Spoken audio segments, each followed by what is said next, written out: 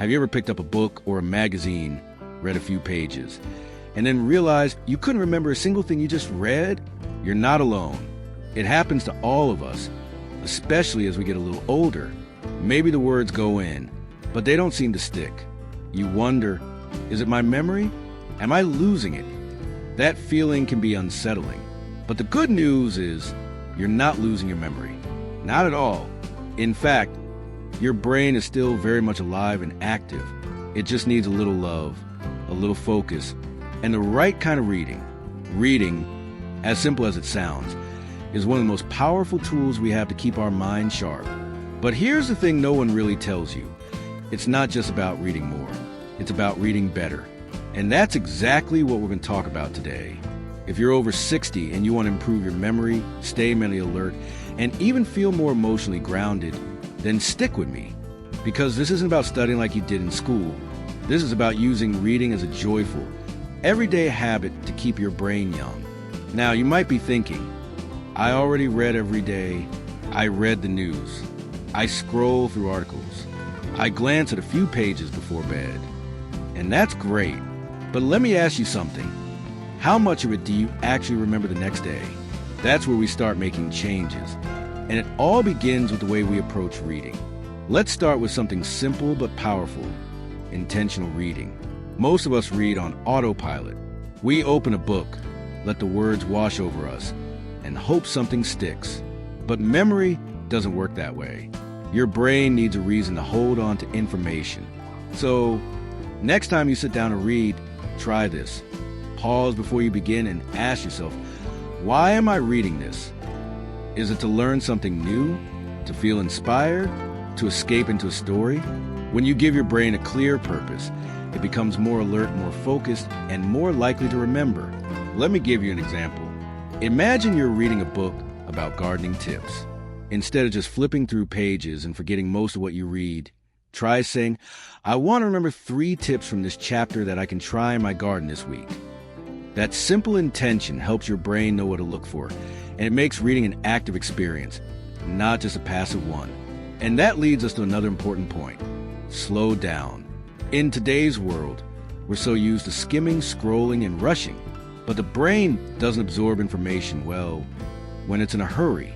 When you read slowly, really slowly, your brain has time to process and connect what you're reading with what you already know.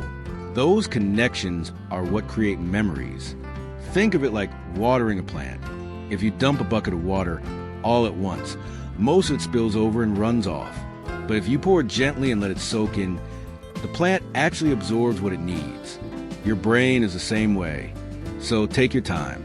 Read 1 page at a time. Pause to reflect. Even reread a paragraph if it speaks to you. You're not racing anyone. This is your time. Now, let's talk about something that often gets overlooked. Talking about what you read.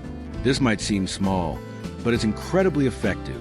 When you read something interesting, whether it's a short story, a health tip, or a bit of history, share it. Tell your spouse over breakfast. Bring it up in a phone call with your friend, or even just say it out loud to yourself. When you talk about what you've read, you're not just recalling the information, you're reinforcing it. Your brain treats it like something worth keeping.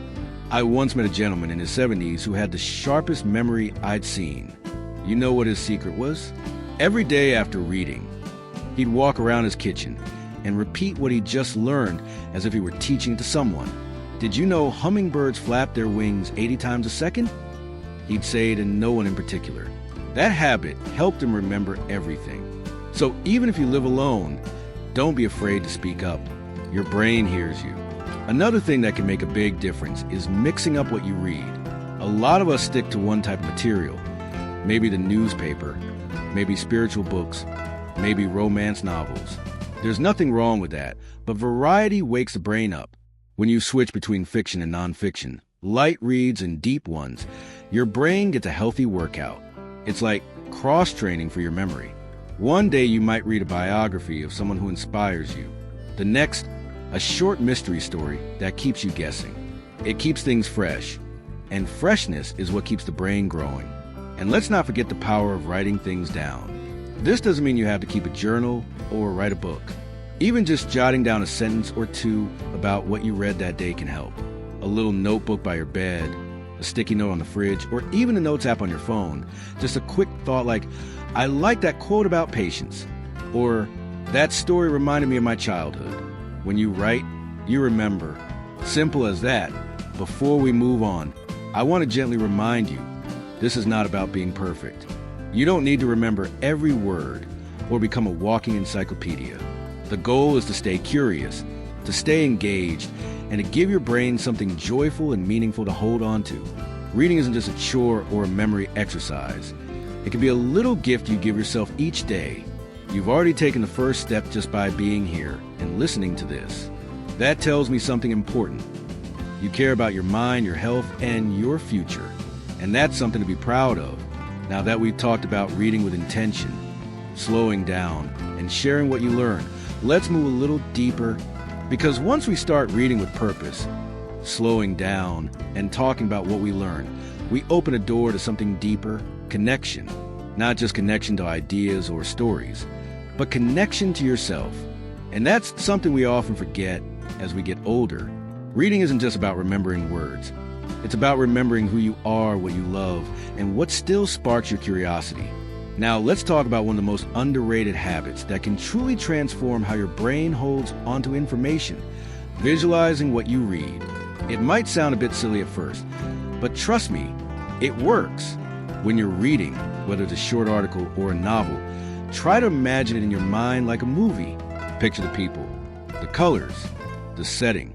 If you're reading a story about someone hiking through mountains, close your eyes for a moment and see those mountains. Feel the wind, smell the pine trees. Why does this matter? Because your brain is wired to remember pictures more than words.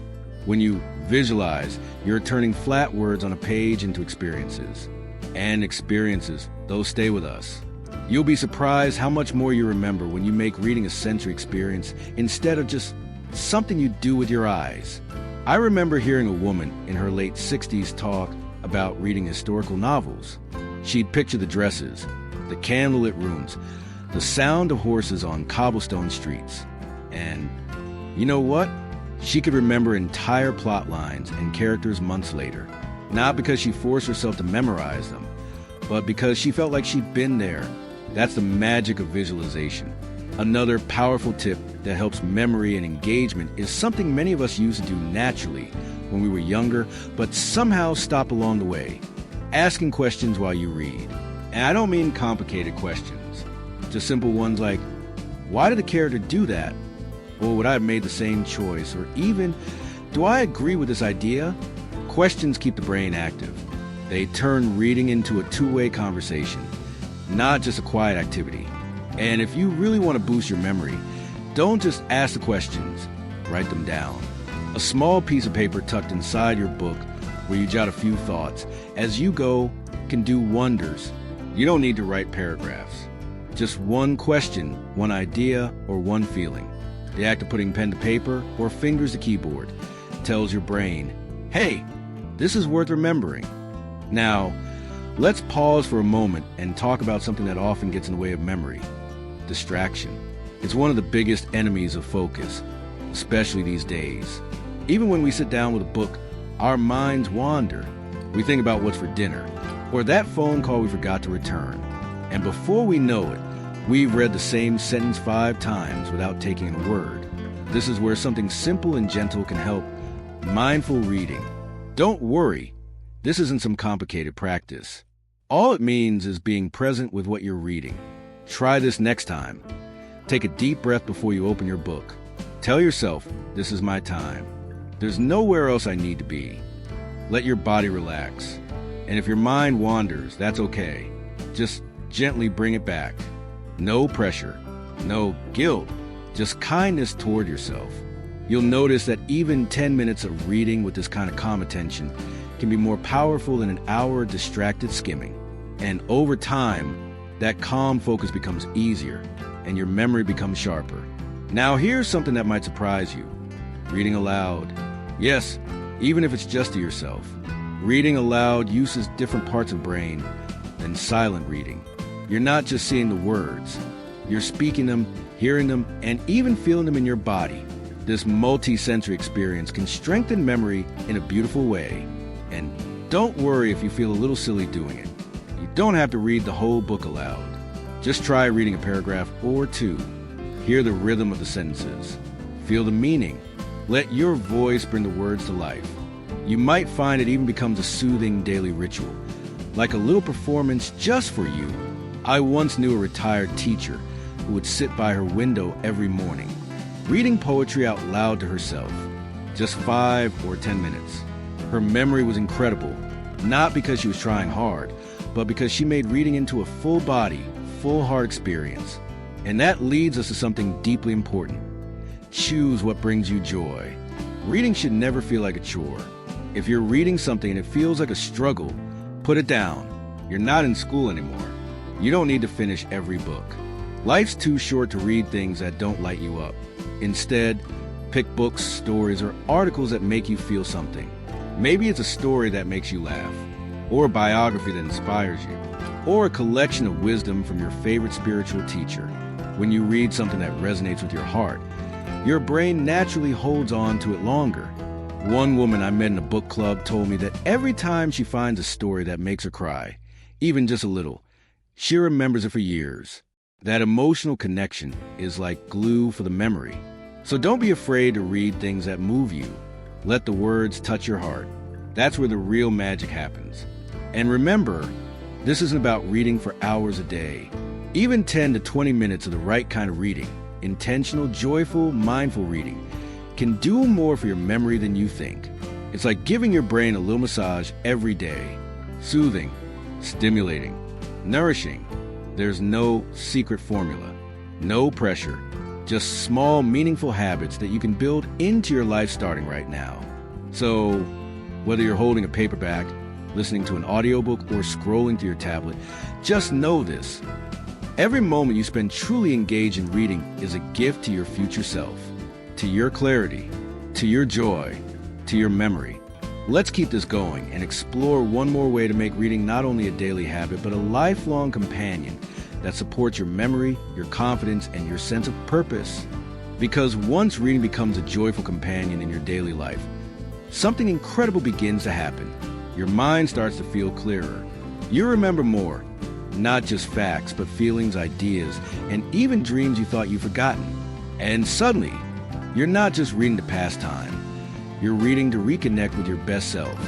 Now, here's a habit that can take everything we've talked about and bring it all together in a beautiful, meaningful way. Creating a reading ritual.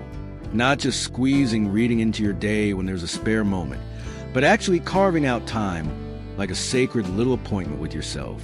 The kind you look forward to. It doesn't have to be long, just 15, maybe 20 minutes, but make it yours. Maybe it's a cozy chair by the window with your morning tea, or a few quiet pages in bed before sleep. Light a candle.